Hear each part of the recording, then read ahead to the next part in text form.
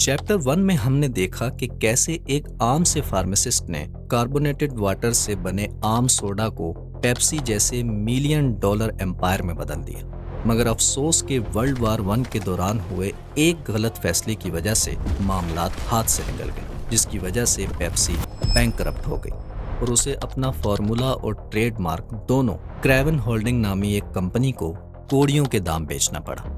अब Kraven holding company को Pepsi कोड़ियों के दाम तो मिल गई, मगर अफसोस के 8 साल की मेहनत के बाद भी वो पेप्सी की वो वैल्यू वापस नहीं ला सके जो कैलेब ने बनाई थी। और 1929 में जब स्टॉक मार्केट क्रैश हुई तो हालात मजीद खराब हो गए। अब इनके पास सिर्फ एक ही चलने वाली फैक्ट्री बची थी और वहां से भी उन्हें कुछ खास प्रॉफिट नहीं मिल रहा था। नतीजतन पेप्सी दूसरी बार बैंकरप्ट हो गई और 1931 में इन्होंने इसे न्यूयॉर्क की एक कंपनी लॉफ्ट कैंडी को बेच दिया। 1931 में पेप्सी को खरीदने के बाद 1933 तक लॉफ्ट कैंडी कंपनी को पेप्सी से कुछ खास फायदा हासिल नहीं हुआ।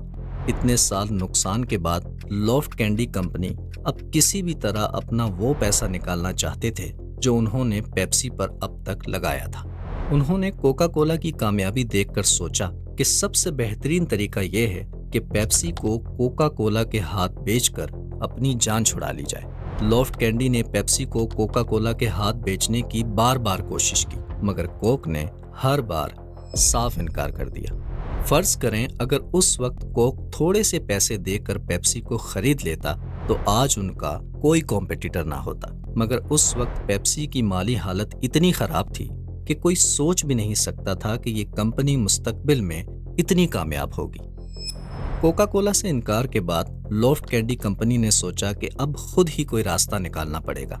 काफी सोच विचार के बाद उनका पहला बेहतरीन फैसला ये था कि उन्होंने बोतल के पैसे बचाने के लिए रिसाइकल्ड बियर की बोतलें इस्तेमाल करना शुरू की। वो पेप्सी को बड़ी वाली बियर की बोतलों में भरकर बेचने लगे, जो उस वक्त कोका कोला की बोतल से बड़ी थी, मगर कीमत दोनों की बराबर थी। इसका फायदा पेप्सी को ये हुआ कि अब पेप्सी की बोतल कॉस्ट 0 थी, बस उन्हें मार्केट में इसे बेचना था।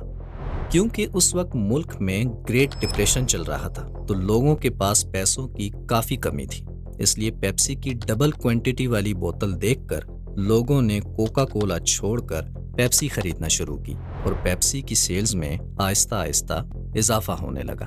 क्योंकि अब पेप्सी की सेल्स में इजाफा होने लगा था तो पेप्सी ने इसका फायदा उठाया। इस बार पेप्सी ने एड कैंपेन्स और मार्केटिंग पर पैसा लगाना शुरू किया। उन्होंने अपने दौर की बेहतरीन से बेहतरीन मार्केटिंग की और उस वक्त का एक मशहूर जिंगल जिसने पेप्सी को रातों रात लोगों के दिलो दिमाग पर सवार कर दिया। Pepsi Cola hit the spot, 12 full ounces, that's a lot, twice as much for a nickel too. Pepsi Cola is the drink for you. इस जिंगल का सबसे बड़ा फायदा ये था कि ये सिर्फ 10 से 15 सेकंड्स के बीच में था, इसलिए 60 सेकंड्स वाले ऐड के मुकाबले बहुत सस्ता पड़ता था। इस तरह पेप्सी ने कम पैसों में अमेरिका के बहुत सारे रेडियो स्टेशंस पर ये ऐड दिन रात चलवाया, यहाँ तक कि ये जिंगल लोगों के दिमाग में बैठ गया। इससे पेप्सी की सेल्स में रिकॉर्ड ब्रेक इजाफा हुआ।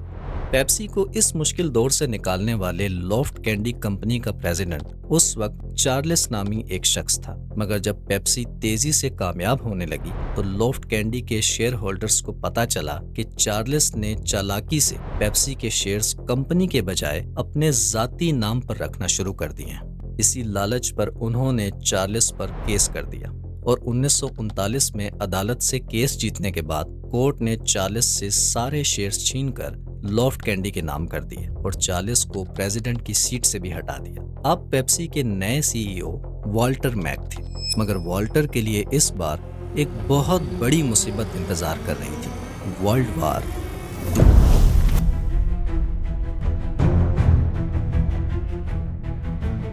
वर्ल्ड वार 1 की हालत देखकर लगता था कि इस बार तो पेप्सी हमेशा के लिए खत्म हो जाएगी, मगर वॉल्टर ने इस बार बहुत होशियारी से काम लिया।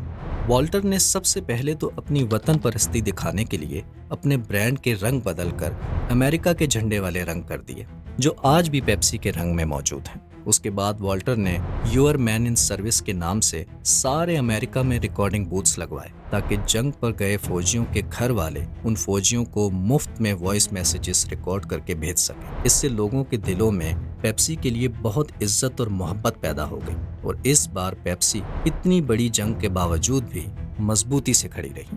मगर 1950 में वॉल्टर ने एक अजीबोगरीब फैसला लिया।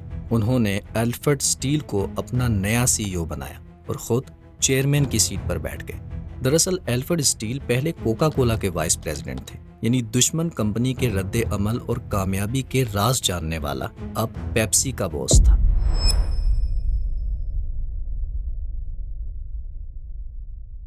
क्या वॉल्टर का ये फैसला पेप्सी के लिए सही था?